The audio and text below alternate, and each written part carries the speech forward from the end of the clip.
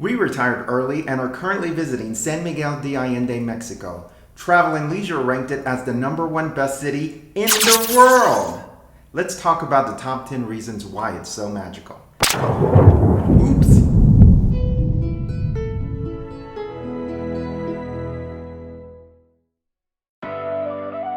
San Miguel has a certain undeniable magic.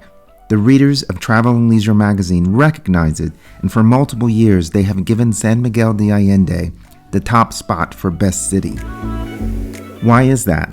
Well, after retiring early, Michael and I have come to San Miguel to find out, and we've discovered 10 reasons why.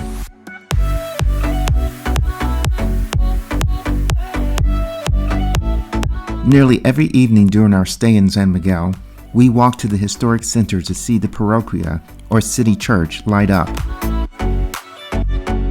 Each time we see the soaring pink limestone facade, we get a sense of awe. It looks like it came straight out of a fairy tale. And we get this feeling in many spots in the city.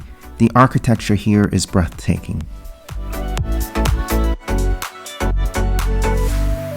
Visually, the colors of this city are a delight to the eyes. Everything is vibrant. The historical face of the town has been preserved by wise city officials and declared a UNESCO World Heritage Site. Like many Mexican towns, there are no street-facing fronts to the houses in San Miguel.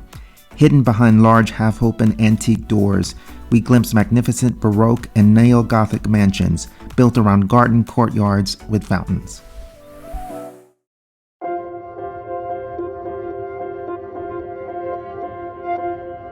Since being here, Michael and I have taken historical tours and have learned as much about the history of the area as we can.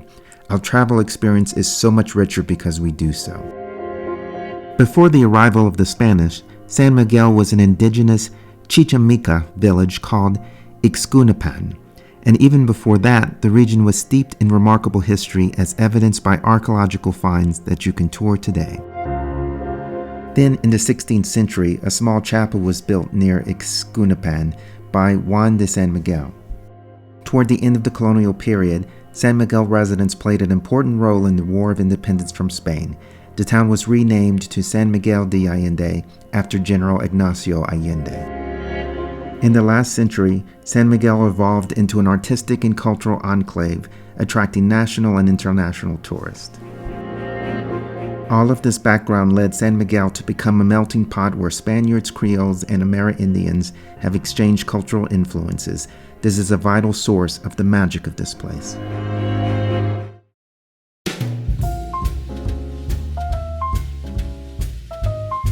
San Miguel was almost deserted in its post-silver mining years. Its rejuvenation came during the post-World War II era when the local art schools opened and Americans began coming here to study. This made for an interesting mix of cultures. In addition to the rich Mexican culture, many retirees are now making the city the location in which to spend their twilight years. Michael and I have even thought about it ourselves. Despite the mix of cultures, or because of it, the city is recognized as one of the friendliest places in Mexico.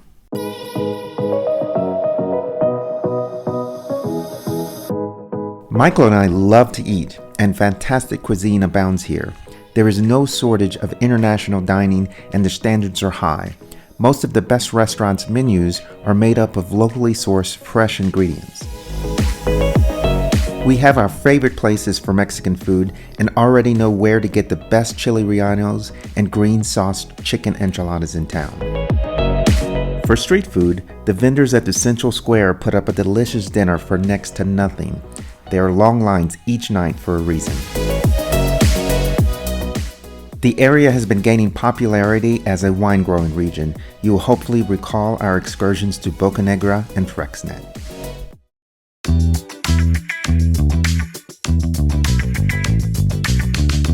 Many World War II soldiers utilized the GI Bill to enroll in the San Miguel art schools.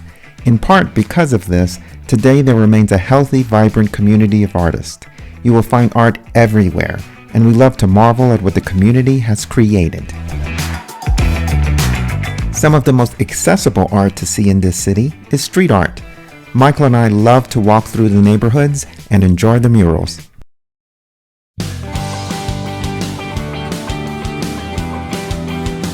An abundance of art inevitably leads Michael and I to do more shopping.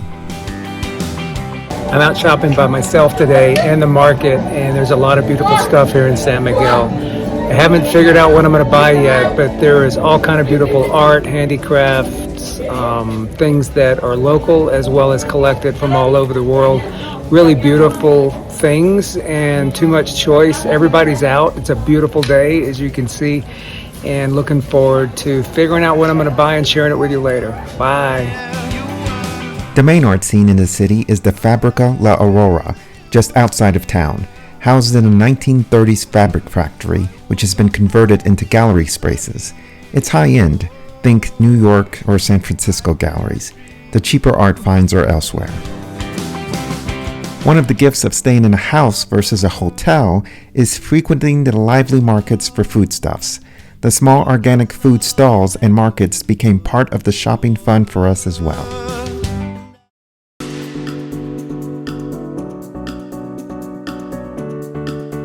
With all this shopping, we are fortunate that our dollar goes farther due to the lower cost of living.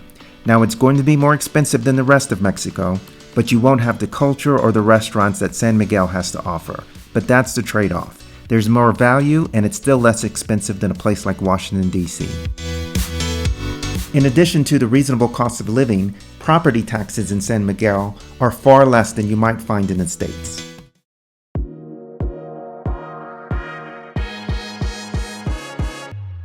Even though wandering and exploring around the city of San Miguel could count as enough for us, we found that there are many other activities available to make our stay one of a kind.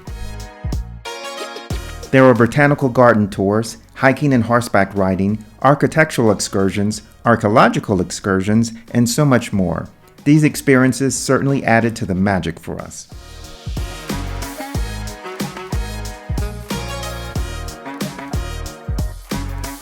No matter what activity we take part in, the weather is always perfect. At 6,500 feet, the town sits dead center in the middle of the country. It is a mountain plateau, and its charm is that it remains mild during both the winter and the summer months. With temperate weather and wonderful light, described as eternal spring, locals spend a lot of time lounging on rooftops. Many restaurants are on rooftops as well, offering beautiful views, especially at night.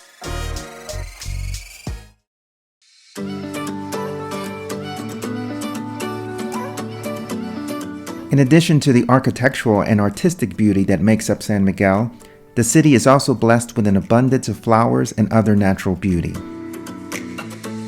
I guarantee that you'll be seeing many of these beautiful natural sights on our Instagram page. Also, because of the light and changing colors of the foothills of the Sierra Madre, sunrises and sunsets in San Miguel can be quite dramatic. So that's why we think this is a magical city and why it's considered the best city in the world. Please continue to follow our adventures here. Thank you so much for watching our video, and please don't forget to like and subscribe. Also, check out our interactive Google map that tracks the locations where all of our videos take place. Finally, check out our merchandise store where you can create fully personalized t-shirts, greeting cards, mugs, and more, all of which help support the growth of our channel. See you next time.